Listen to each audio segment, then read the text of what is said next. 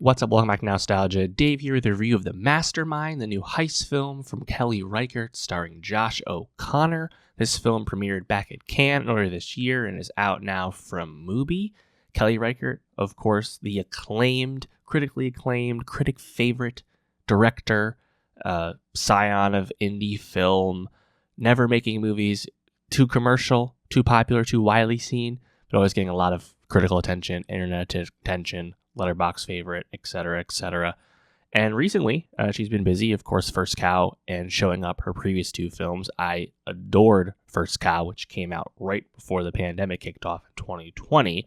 And now she's here with a film starring Josh O'Connor, which in and of itself seems pretty notable these days. Josh O'Connor's star has continued to steadily rise following his debut, his breakout on The Crown on Netflix years ago. Of course, last year, he was sensational in Luca's Challengers, incredible, impeccable performance.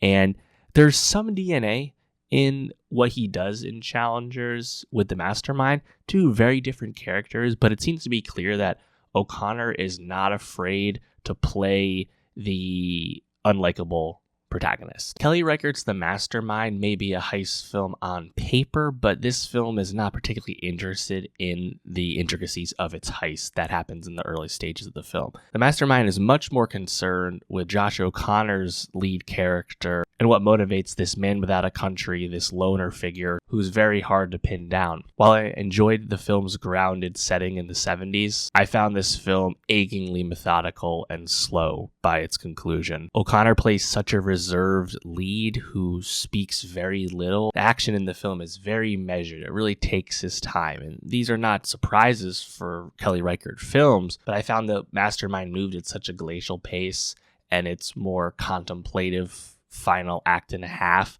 just didn't really land with me. I think you have to go into this movie with the right expectations because a heist film titled The Mastermind suggests something like Ocean's 11, but this is a Kelly Reichardt movie. Our lead is really anything but a mastermind. I struggled with the film in the end. I think the way it starts, the heist itself, right? I mean, this is like Western or Eastern Massachusetts, Framingham, a local small museum, limited security. Like that is our titular heist, but there's not like a true like gang together semblance to the movie. That's very brisk.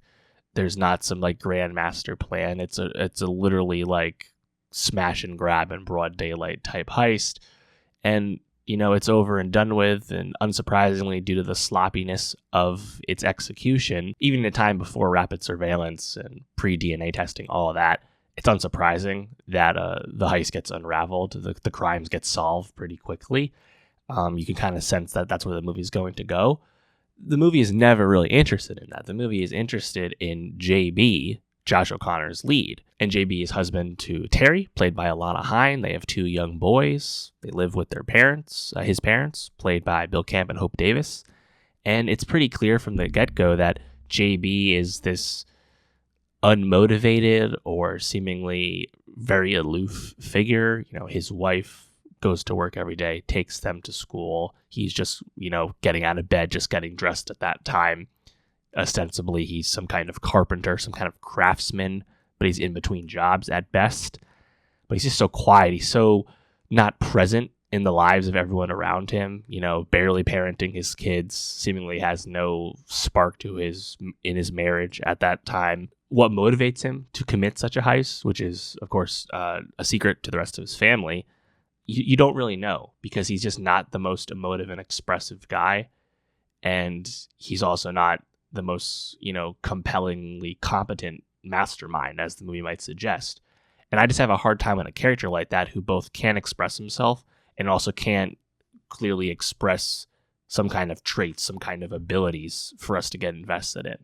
And I just immediately started disliking him and found everything happening to him pretty uninteresting.